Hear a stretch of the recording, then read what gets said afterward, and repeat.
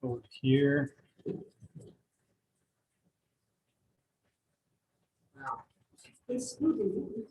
Sorry? Skill remains.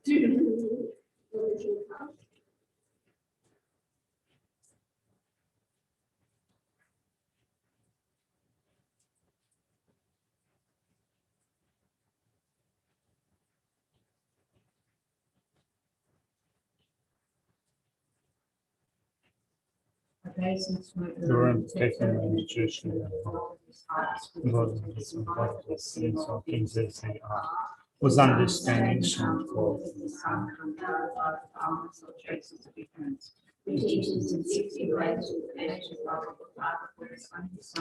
for which is caught in the prison of samsara, confused with darkness of their ignorance, overwhelmed by this suffering. Usual creation of God arises from the stupid delusions and gains us from the iron chains of life. Whose powerful sword of reason hues suffering wherever it finds peace, and away the darkness of all ignorance. The church owner, Jewish princely bodies of 12 marks of the Buddha, who has completed the 10 stages, achieving the highest perfection of the Bodhisattva, who has been pure from the beginning. Online Jewish the brilliance of your wisdom, darkness and closing mind. Enlighten my intelligence and wisdom so that I may gain insight into the Buddha's words and the text that explain them. Until I'm enlightened to the Buddha, the Dharma, the highest ascending. From the accumulations that I collect by listening to the teachings, my attempt is study the Buddha to be able to benefit all sentient beings. I go for refuge until I'm enlightened to the Buddha, the Dharma, the highest ascending. From the accumulations that I collect by listening to the teachings, my attempt is study the Buddha to be able to benefit all sentient beings. I go for refuge until I'm enlightened to the Buddha, the Dharma, the highest ascending. From the accumulations that I listen to the teachings, my attempt is study the Buddha to be able to benefit all sentient beings.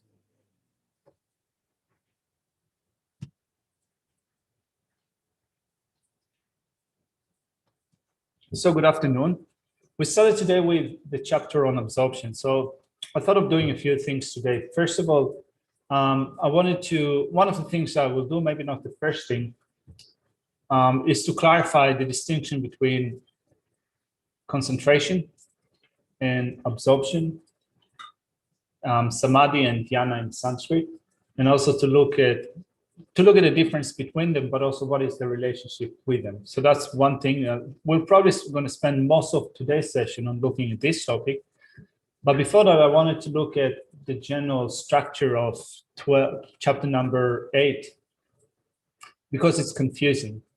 Because we said that chapter number 8 is teaching the perfection of absorption. And normally what we take as absorption is the practice of shamatha, the practice of calm abiding, right?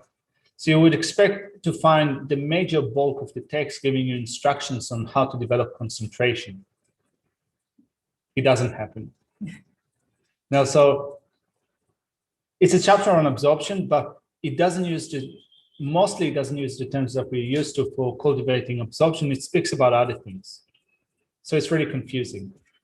So let's look at the structure in general and try to figure out what's happening in chapter number 12. Chapter 8. Thank you.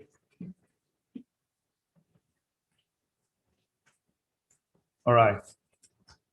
Let's see, just a second.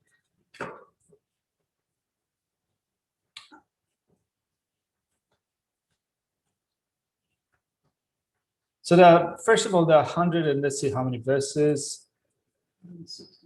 187 verses, which means that we're going to spend a few months covering this chapter, which is great. Before we look at this structure, no, actually, I'll say it in a second. So it begins with instructions on cultivating concentration, which is what we've covered today. The reason why is it is necessary to accomplish calm abiding. Let's look at that for a second, because I blacked out with respect to the meaning of the verse.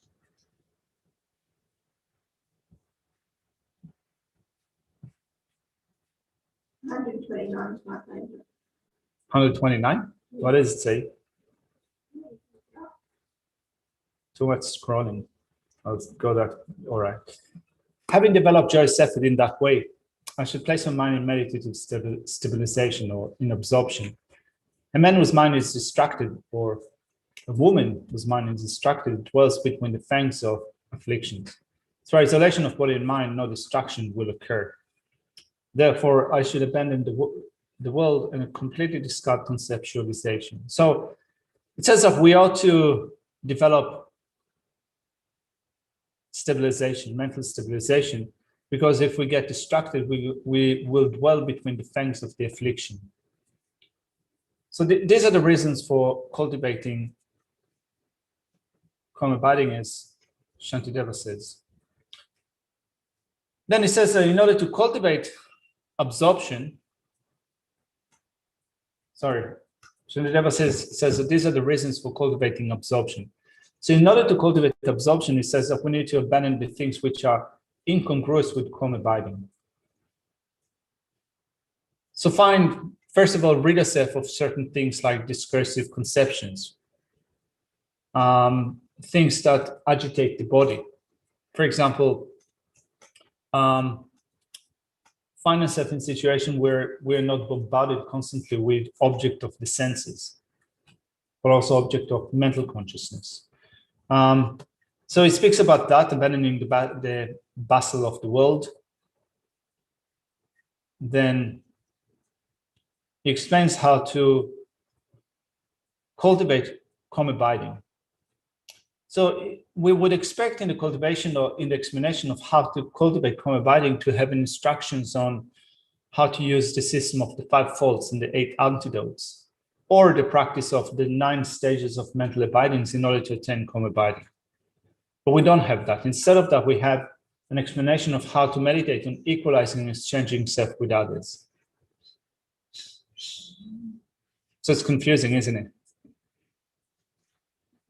So at least, I remember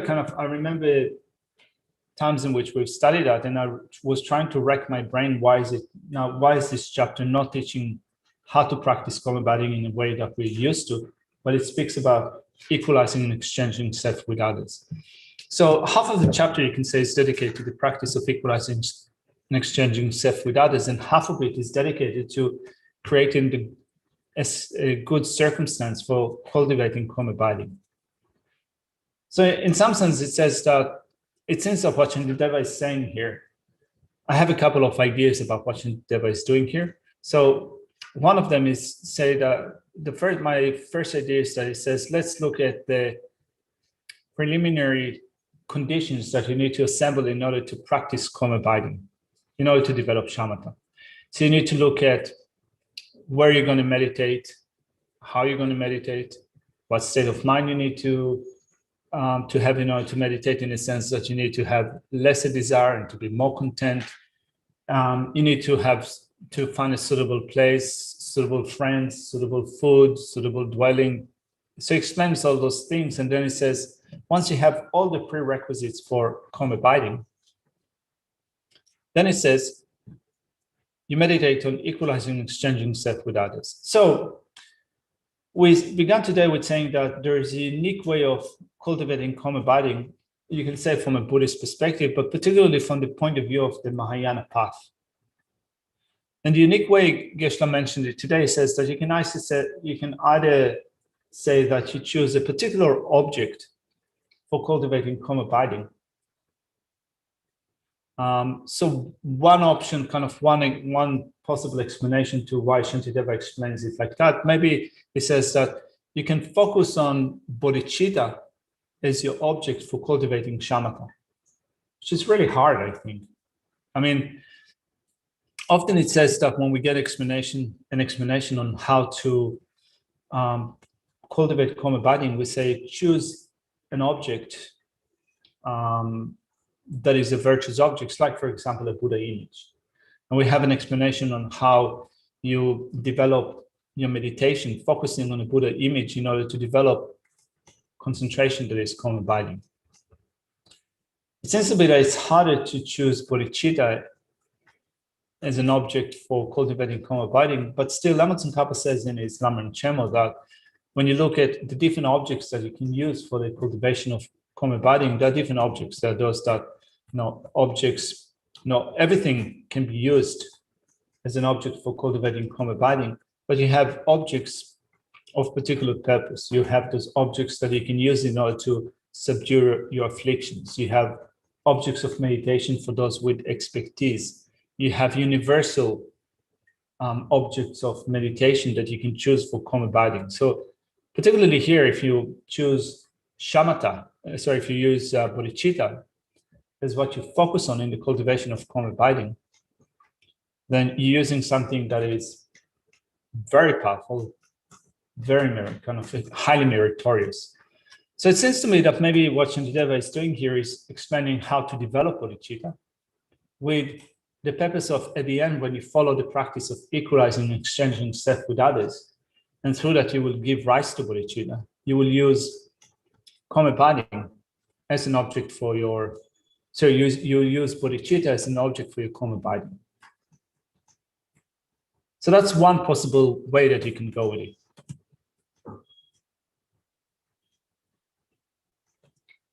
The second possible way that you can go with that is, Geshe said today that another way of understanding an uncommon or unique karma abiding in this context is from the viewpoint, is from the viewpoint of what accompanies your karma abiding.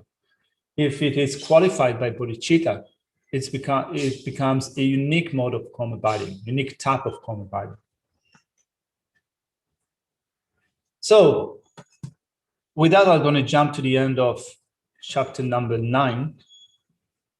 Yes, chapter number 8, sorry. What's happening today? I have a problem with 8. Yeah. Deep end of wisdom. So did you say 129? Yeah. 129, because I'm going to reach 129 in between. Whatever joy there is in this world, all it comes from desiring others to be happy. Yeah, whatever suffering there is in the world, it comes from desiring myself to be happy. But needless to say much. Yeah, I think that his honest mentions that quite a lot in his teaching. It's a very powerful part of developing bodhicitta. So then the end of chapter 8, said it correctly now. The last verse says, therefore, in order to dispel the obscurations, I shall withdraw my mind from wrong paths and constantly place it in equipoise upon the correct object of observation. That's the last verse in chapter 8. What comes before that is an explanation of equalizing and exchanging self with others. So maybe one way that you can go with the structure of this chapter is saying that you get an instruction on how to develop bodhicitta that can be used as a focal object for karma abiding, or just that which qualifies karma abiding.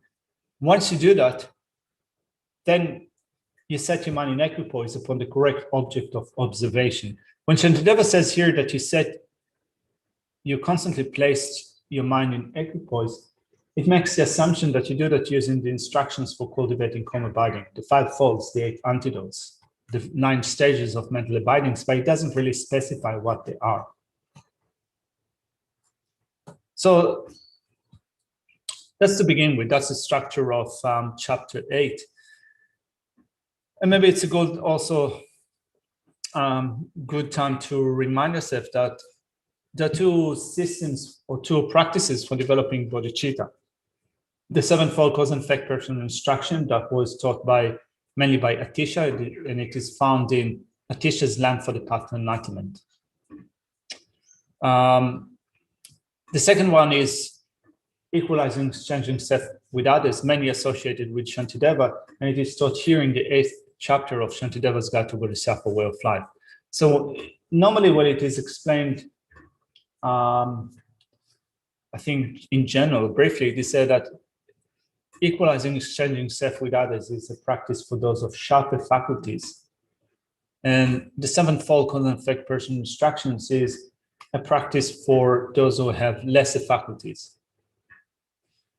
Geshe Sering used to say that you can say that equalizing and exchanging self with others is those for sharper capacities, because it requires you constantly to fight against your self-cherishing attitude with equalizing, exchanging self with others. And it's so hard to fight against the self-cherishing attitude. The other system, the sevenfold cause and effect person instructions, it's more like creative. It's focusing on creating the conditions which are conducive for bodhicitta.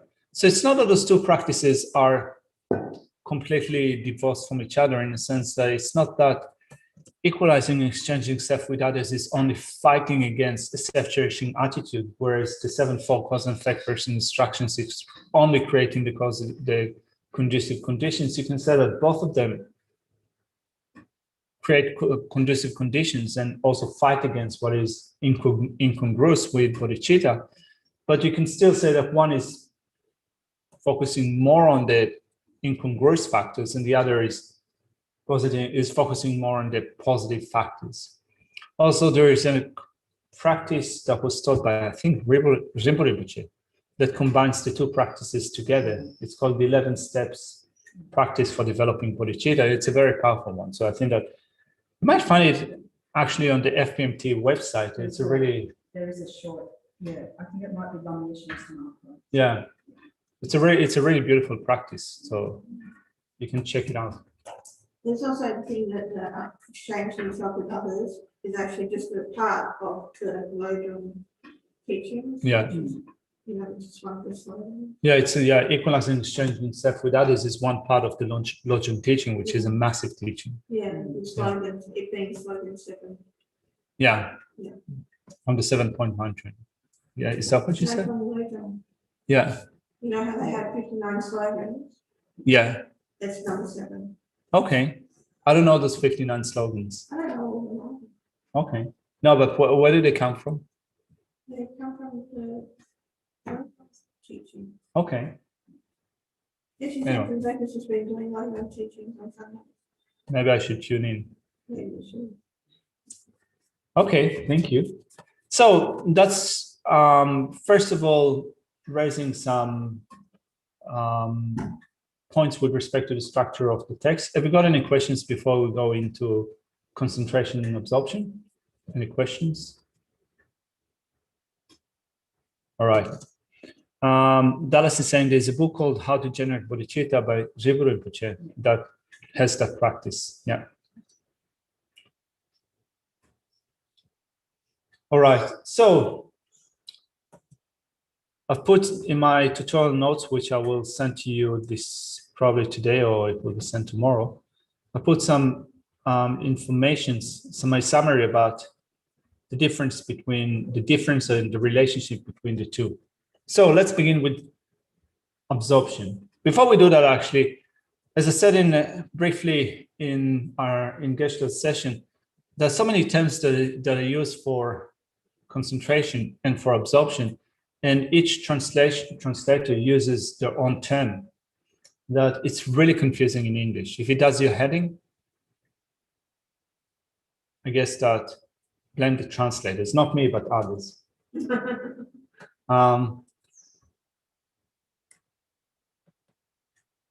So to begin with, the first term is in Tibetan is something. Like Geshe something. Yes, single point of concentration. Yeah. So something is called in Sanskrit dhyana, right? So you have the 4 dhyanas of the formless realm, the 4 absorptions of the form realm. So these are absorptions, and in English, I call them normally absorptions, but I think that in the commentary, it is called mental stabilization. And it's actually, I guess that it's a good translation, because some can mean mental. It has a variety of meanings, but some, the first syllable, sorry, some means mental, and 10 is related to stable. Stable or deep-rooted. So that's absorption. Then Tingzin in Tibetan is samadhi in Sanskrit. So I guess that most of you have heard about samadhi, those that meditate on samadhi. In English, we call it concentration. Now, the confusing thing is that samadhi in Sanskrit is often taken to be this deep state of concentration that you cultivate using your meditation. And because of that, I think probably mainly because of that, Jeffrey Hopkins chose to translate samadhi as meditative stabilization.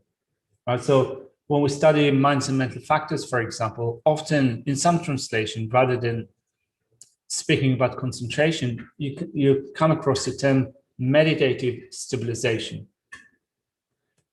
So in our meditation, what we want to do is to use our concentration that we already have now, to hone the power of our concentration and to make it meditative stabilization. But the translation that uses the word meditative stabilization is problematic because anyone has concentration. Everyone has concentration, regardless of whether they're meditating. All right, so I guess that most people in the world are not doing meditative practices, but they still have concentration. The ability to be single-pointedly placed upon a particular object of our mental consciousness, an imputed object, is what we call concentration. So it's not necessarily that you have reached a certain stabilization in your meditation. Everyone has it. So calling it mental stabilization is a bit difficult, although in some contexts it makes sense, because you do want to develop your concentration to the point in which, through your meditation, you stabilize your mind.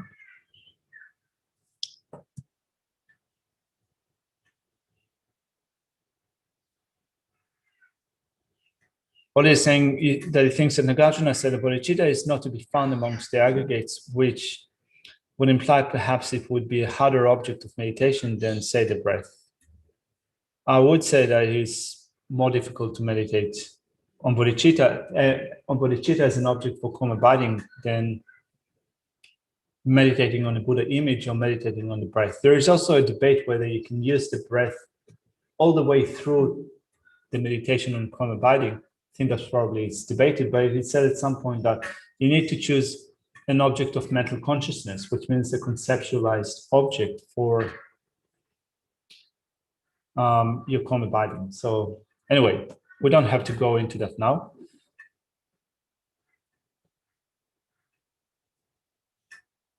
So first of all, let's look at those two terms, absorption and concentration. Now, if you wonder what's the difference between them, it seems that absorption is the greater group. Like if you think of a big overarching, umbrella overarching thing that is called absorption, part of absorption would be calm abiding. To explain that better, let's look at some definitions. So the nature of absorption is a knower distinguished by single-pointedly abiding on a virtuous object of observation.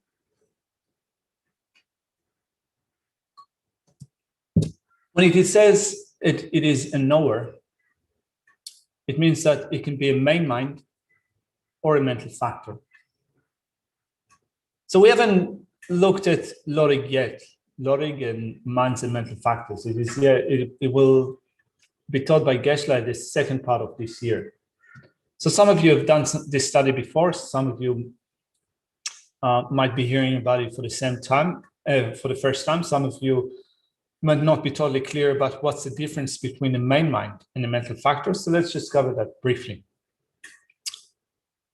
We have consciousness, that which is clear and knowing. We have consciousnesses, physical consciousnesses and mental consciousness. Each one of our consciousnesses, let's say mental consciousness, can be classified into being a main mind or a mental factor. So a main mind is that which apprehends the mere entity of an object. So for example, I'm seeing Yeshe in front of me. My main mind is that which will apprehend Yeshe as a mere entity. I'm not going to make any distinctions between the different attributes or the functions of yeshe. It's just kind of apprehending the mere entity. This is what the main mind does. And then we have mental factors, which have their particular functions. And they apprehend or engage the different attributes of the object. So for example, within those different mental factors that have different functions, you have that which moves my mind towards yeshe, that which comes in contact with yeshe, that which pays a particular attention to attributes within yeshe. There's the mental factor of concentration that is a single pointedness with respect to yeshe. So each one of those mental factors is distinguished by its function or by distinguishing a certain attribute in yeshe. So we have main mind that does it in general, just the mere entity yeshe, and then mental factors which are more specific. So both of them are consciousnesses. Main minds are consciousnesses, and mental factors are consciousnesses. So let's go back to absorptions and abiding. Absorption is that which includes both main minds and mental factors. It's the whole package. So that's the overarching group. So you have an absorption that includes minds and mental factors, which are single pointed with respect to a virtuous object. And then within that group of minds and mental factors, we can single out concentration. Concentration as mental factor or samadhi, it's a single pointedness of mind with respect to an imputed object.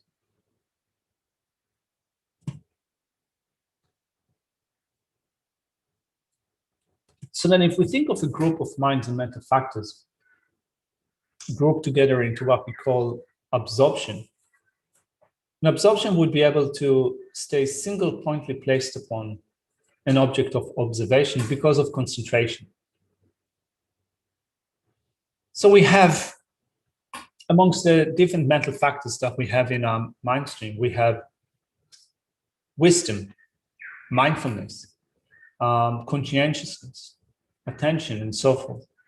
So let's say that I focus on yeshe with mindfulness and wisdom and concentration and attention and feeling and conscientiousness, non-harmfulness, and so forth. Each one of them could remain single pointedly placed upon yeshe because of concentration, because of the mental factor of concentration. So each one of those mental factors is concordant. It is sharing similarities with concentration. And thereby it also has the ability to remain single pointedly placed upon a certain object. And the same thing can also be said with respect to the main mind. It has the ability to stay single pointed on yeshe because of concentration, the mental factor of concentration. So why am I saying that? Because we're wanting to distinguish between concentration and absorption. So as I said, absorption is the bigger group, the overarching. Concentration is a smaller group, but it's not as simple as that. It's not as simple as that because we speak about a very special type of concentration, which is called the concentration of abiding. So abiding or shamatha is very popular, right? It's a popular practice. I remember that 20 years ago when I was doing some classes at the Tibetan library at Dharamsala, we had a few months of abiding, and I found it so inspiring, the teaching so inspiring, that I just wanted to go off and meditate in abiding without even knowing what are the prerequisites for that. Anyway, so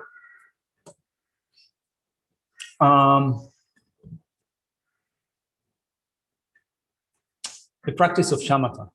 So the practice of shamatha is using this mental factor of concentration, the single pointedness of mind with respect to a particular object. Let's look at the definition.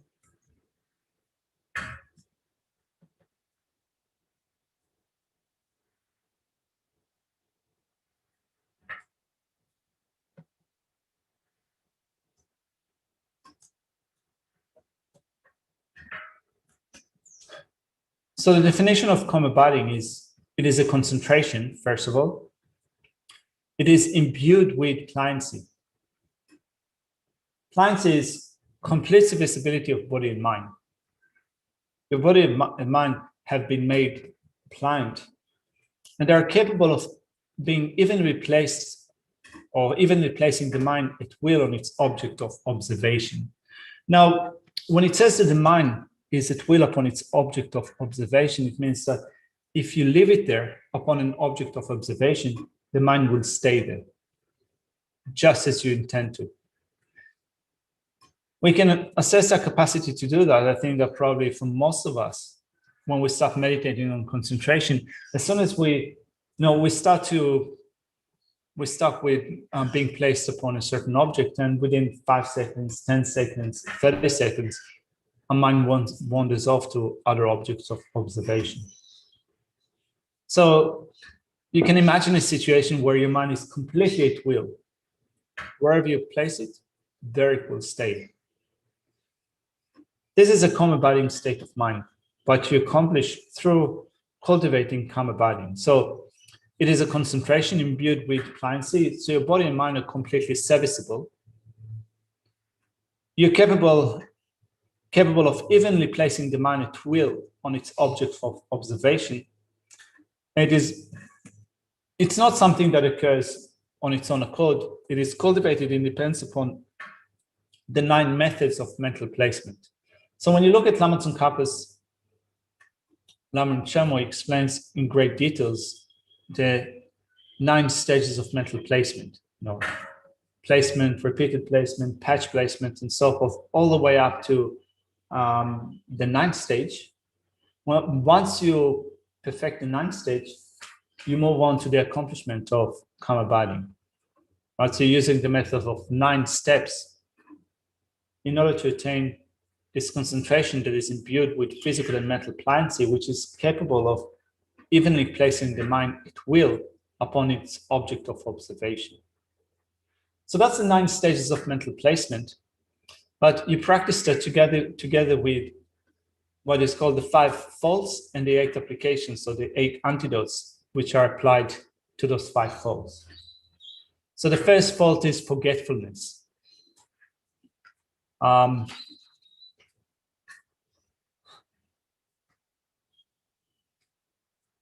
Or forgetting the instructions.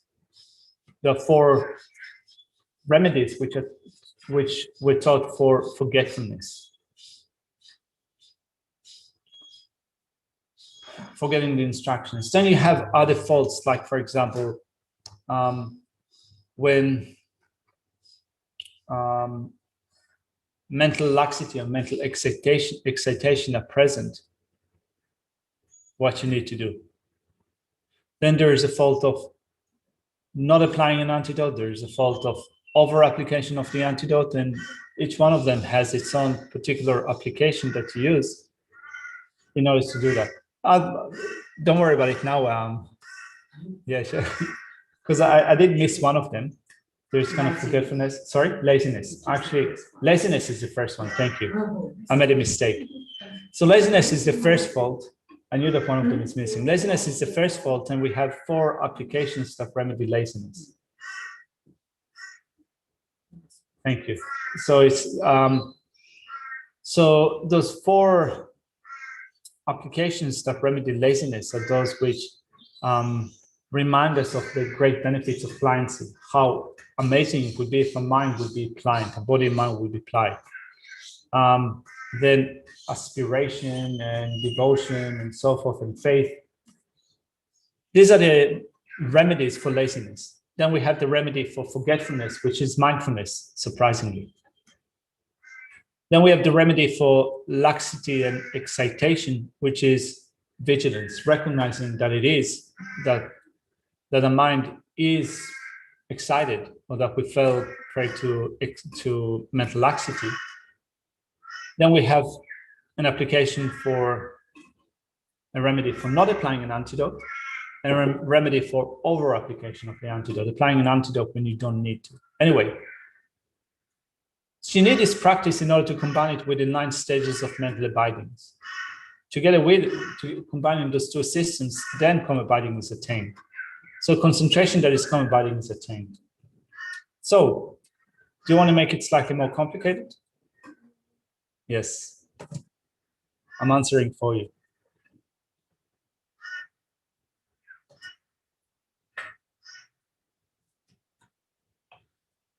I think Yogesh mentioned today the 3 realms of existence. So samsara in general is divided into 3 realms of existence. The desire realm. We belong to the desire realm. Not only we as people, but also, not only we as people, but also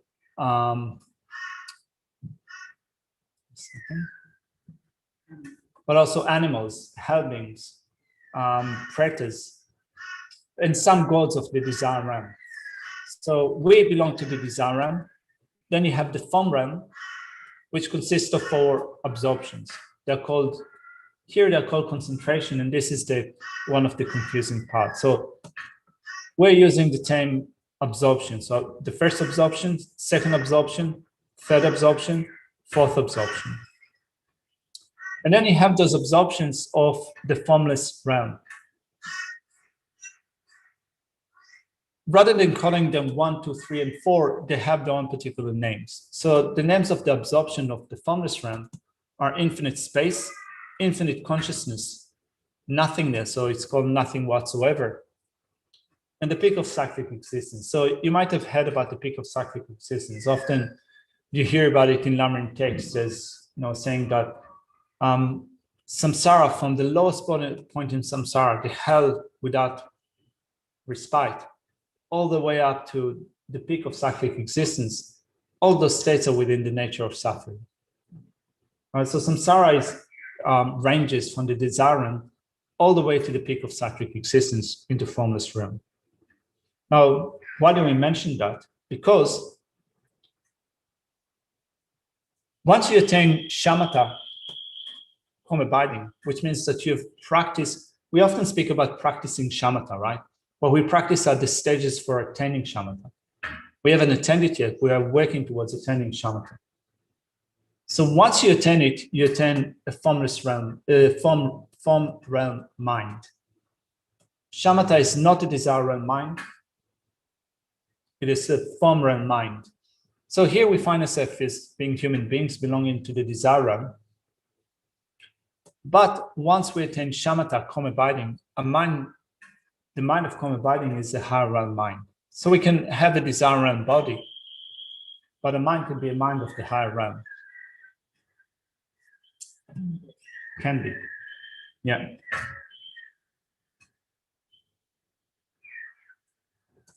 It'd be great, wouldn't it?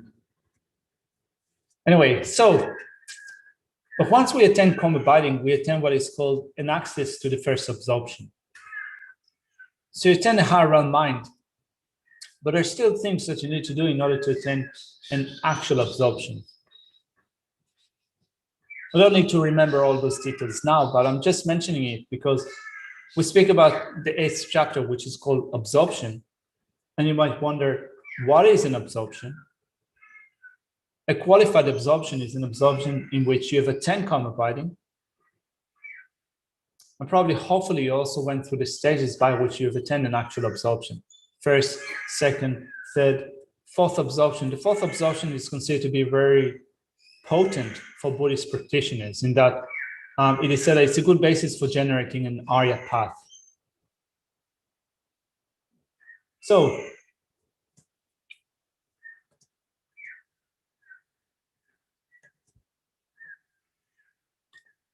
a form realm mind in the desire realm body. Yes, Jason, that's correct. When we attain calm abiding, we have a concentration imbued with physical and mental pliancy, being capable of evenly placing the mind at will. That's a higher realm mind. It's a form realm mind. So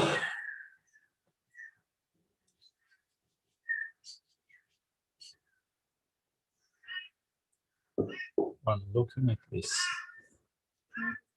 Yeah. So when we want to then analyze wisdom, quickly realizing, or essentially realizing emptiness, the access to the first absorption is sufficient, yes? You don't have to get to the fourth absorption. Yeah, I think that you don't have to reach the fifth absorption. As you said, I think that it is said that the most suitable place to generate an Arya path, which is the union of karma, binding, and special insight, which perceptually realizes emptiness, is the fourth absorption. But I don't think that you need to be there necessarily in order to do that. When you look at an explanation of how to attain an actual absorption, which means that you are now on the axis to the first absorption, or an axis to the second absorption, an axis to the third absorption, and so forth. You're employing practices which are similar to an integration of karma, binding, and special insight. So they're called similes, as far as I remember, of karma, binding, and special insight. But sorry? Similitudes. Similitudes. Yeah, similitudes of karma, binding, and special insight. Yeah, so wisdom that is developed on the basis of karma, binding doesn't necessarily have to be a fourth absorption wisdom. So let's look at the chart again for a second. So once we attain karma, binding, so we go through the 9 steps of mental abiding, setting the mind all the way up to setting in equipoise. Then when we attain karma, binding, we attain an access to the first absorption. And we have to go through 7 steps, which are the access to the first absorption, in order to reach the actual absorption. So once we attain karma, binding, we are called a mere beginner, but it's a higher realm mind. So it means that we've developed the mental factor of concentration to the point in which the mental factor of concentration became karma, binding. Then when we look at, so karma, binding is a higher realm mind, which means that you can call it an absorption. Even if it's an access to an absorption, you can call it an absorption. Definitely, once you reach the first absorption, you can call that concentration, you can call it an absorption. But also the main mind that has concentration in its retinue also becomes an absorption. It is also called an absorption. Wisdom that you use in that state is also called an absorption, because they have that ability to stay single pointedly placed upon an object, and this ability is attributed to concentration. Right? So concentration is a smaller group. It is particularly the mental factor of concentration. And because of concentration, the other mental factors in the retinue of the main mind and the main mind itself gain that single pointed ability. And all of them are called dhyana, or absorption. They also have pliancy. Sorry? They would also have pliancy. Yeah. Yeah, they will also have pliancy. And bliss. Yeah. Sorry? And bliss. And bliss. I think so, yeah. But all of them will have that, but I don't think that it would then become their defining characteristics. I mean, in the sense that when you give a definition for something, difficult to kind of set this special bliss to be their defining characteristics. This kind of the special bliss is something that is attributed to karma, binding, and others get it by being in association with karma, binding. The defining characteristic is the single pointedness, the ability to stay single pointed. Yeah. So in well, Ollie is saying, can we go straight to clear light mind state instead via mantra? Being lazy. I'm not sure that's next. Yeah, well, I think that, when you look at what is required to reach calm abiding from a tantric perspective, it's much harder. Actually, Tantra is said to be a quicker path for different reasons, but one of them is that because you have methods for cultivating calm abiding and special insight at the same time. That's one of the reasons that it's used. And when you develop calm abiding and special insight at the same time, use methods such as, for example, emanating and gathering back, dispersal and withdrawal, in which the type of visualization that you need to do is so much harder than visualizing a Buddha image. And also, you need to acquire that ability for the mind to be completely at will placed upon an object of meditation. So that's definitely something that you need to have when you practice Tantra, at least in Hatha Tantra, when you practice the generation stage, right? So you have the different stages within the generation stage. You have, the subtle generation stage and the coarse generation stage, and different stages within them. One of them does require you to be able to send forth in your visualization, to send forth emanation, and also to gather them back, and to still be clear about all the details of the deity and the mandala of the deity condensed into the size of a mustard seed. Then you have the same thing with, so you might send out emanations of vajras, for example, from, you visualize them from your forehead. You emanate one vajra, multiply it into 2, then into 4, then into 8, 16, 32, 64, till the whole space in front of you is filled with vajras. And then you need to gather them back in the same sequence that you emanated them. And that's a method of attaining calm abiding and special insight. So how's that as a quick path? Seems like pretty difficult. I think that it is likely that if you haven't attained calm abiding with respect to something that is simple, it'd be very hard to attain calm abiding with respect to something that is as complicated as that. But I wouldn't deter you from doing that. Easy.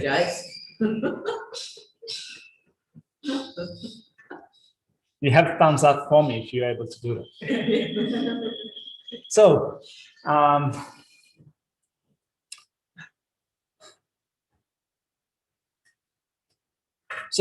so often when you study Buddhism in a way that the Geshe studied, which means that you have debates and so forth, you're looking at two types. Often you look at two types of phenomena, and you're trying to find out the relationship between them. How do they relate to each other?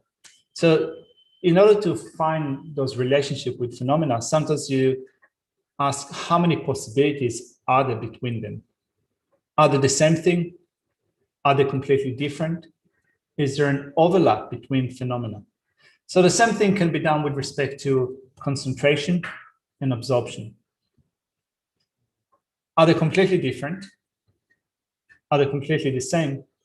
Do they have a common basis? Can you find something that is both concentration and absorption?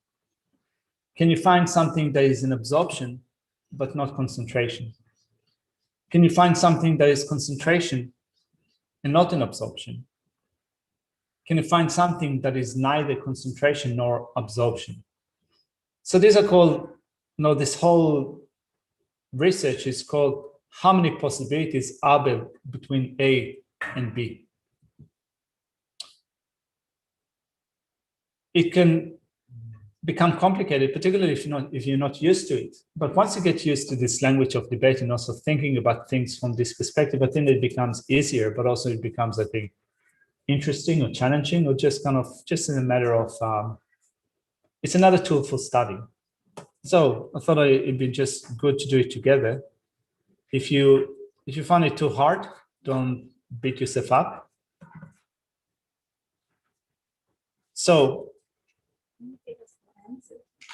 sorry? Don't give us the answers. Yeah. So that's why it's on the screen, but I didn't put the answers in because I thought we'll work it out together.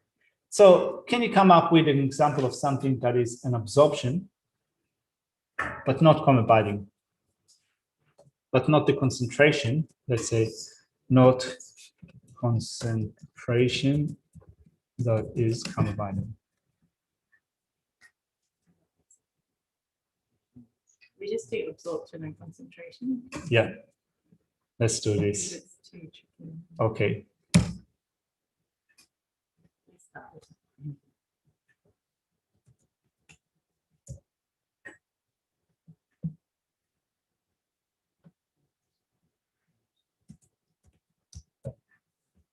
All right. Something that is an absorption but not concentration. Child play. Sorry? Child. Child play. I'm also opening the chat here for people also to participate at home. Playing pianos or computer games. No, it's child. So I'm looking at absorption that is not concentration. Remember here that here I'm speaking about, when we speak about absorption, we speak about the higher realm mind. Form realm or higher realm consciousness, either of the form realm or of the formless realm. I thought you said that absorption could be The anything. big one that- is the and overarching. concentration was within that. Yeah. Yes. So, but now you're saying it's only the form realm or formless realm. Yeah, so in general we say that absorption is the bigger group, the kind of overarching. Concentration is part of it. But then I said that actually it's more complicated than that, because you can also find concentration that is outside of that at all, altogether. Absorption includes concentration as well. Yeah. So absorptions include concentration, but also absorption includes concentrations which are coma-abiding concentration. There are concentrations which are not coma-abiding, and they fall outside of those absorptions. Okay, so in this instance, you're Yeah. talking about an absorption that is a counterpart, that is in the form realm. You mean in relation to A? Yeah. So in relation to A, I'm looking for an absorption, which is either a form realm or formless realm absorption. Sorry, I said it correctly, form and formless realm, but it is not the mental factor concentration.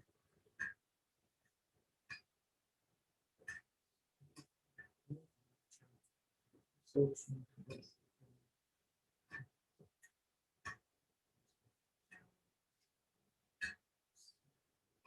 You would always need concentration. Yeah, you will always need. No, you have to have attain concentration that is coma-abiding in order to reach an absorption, in order to attain an absorption. Sorry? So the answer is no. No, I think that you can find something that is an absorption, but it's not concentration. Well, any other virtues. Yeah, any other. So, for example, faith in the mind stream of someone on the first absorption. So let's say that you've attained the first absorption, right? You've attained the first absorption because you have developed coma-abiding, and you've also done some other things in order to reach the actual absorption. You have coma-abiding, but also you have other things like faith and wisdom and so forth. All of those other things, faith, wisdom, and so forth, are also called dhyanas. They are consciousnesses that belong to the first absorption. There are absorptions, but are not specifically the mental factor concentration. So I'll write here, faith in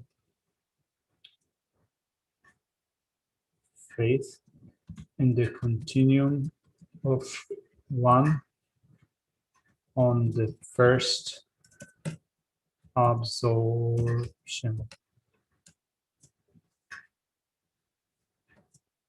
This is the Dropbox sheet, isn't it? It will go into the Yeah. Dropbox, yeah. But also go other ways apart from purple. Yeah, Yeah. Email. email. All right, concentration, but not an absorption. First level of cultivating counterbinding. The first level of cultivating coma-abiding. So, First stage. yeah, the first stage. So it's placing the mind mental placement or this.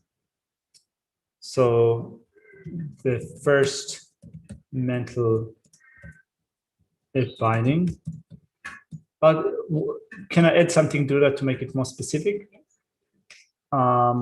When practiced by someone in the desire realm.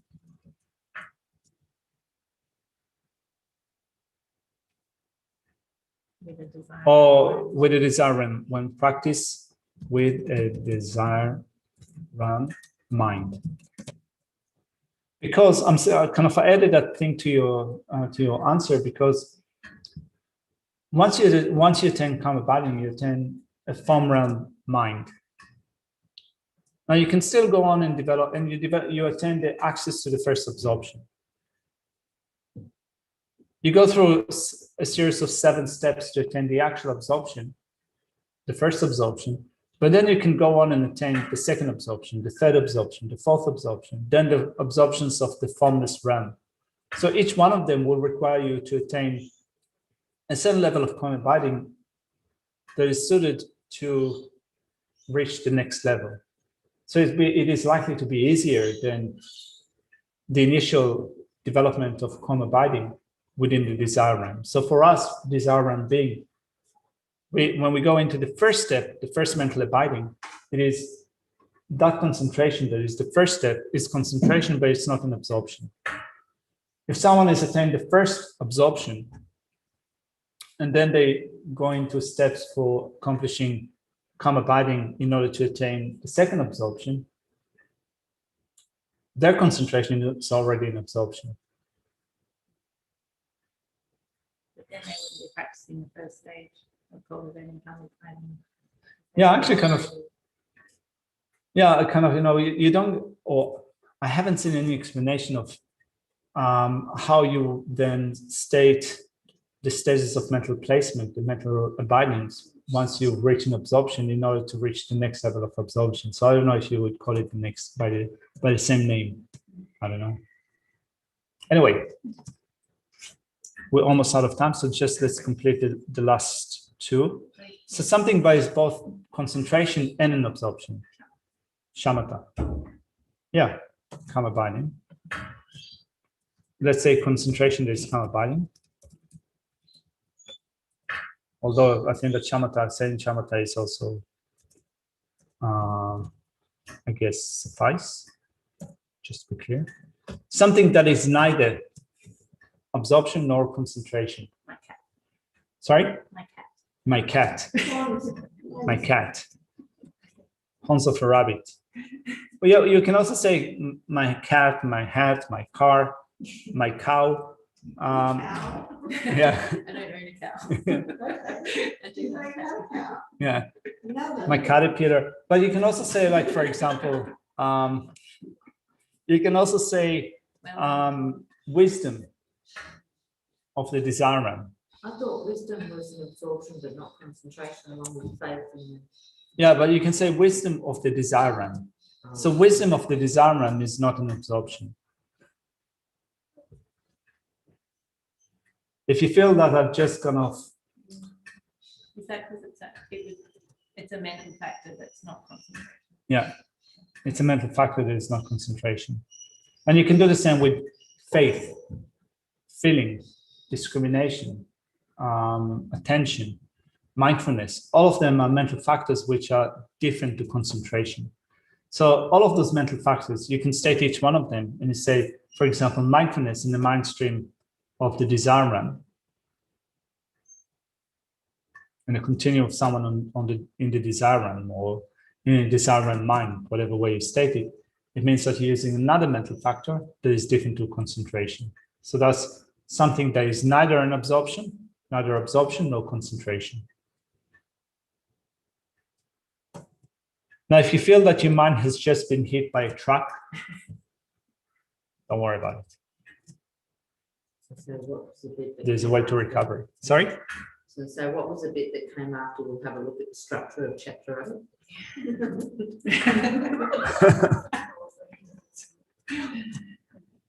know that chart that you had up to? the different absorptions. Yeah.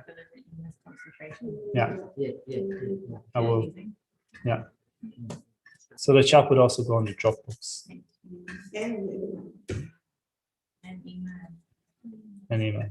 So absorption means that the senses are not observed. Concentration means senses are still evident. Not necessarily, just before we leave it here for now. So once you reach the form realm. The form realm is called the form realm because you still have a body. And it is still possible for you to sense things through your body. You might have actually a subtle body.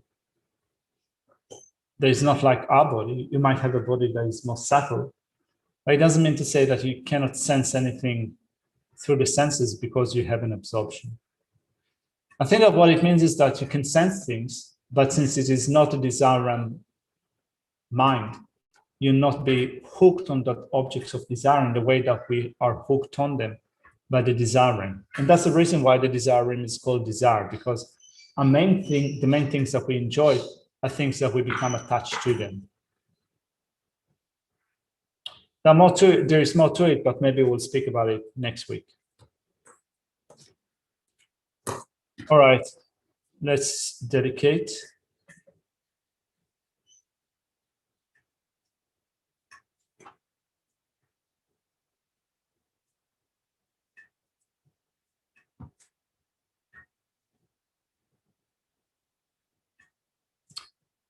Due to this version, I quickly become a Guru Buddha and lead all transmigratory beings without exception to that state. May the precious Supreme Bodhisattva not yet born arise. May that the reason not decline, but increase more and more. In this land encircled by snowy mountains, you are the source of all happiness and good, all powerful Chindrasik and Zingyatso. Please remember till samsara ends. You uphold the subduous moral way, the cells in the body for birth, or sustaining, preserving, and spreading Manjunath's victorious doctrine, who masterfully accomplishes magnificent praise, honoring the three jewels, protector of myself and others, your disciples. Please live long. Thank you. Thank you. Thank you. Thank you for the coffee. Thank you. Was it fun? Mhm. I didn't want to spend any time. It's good.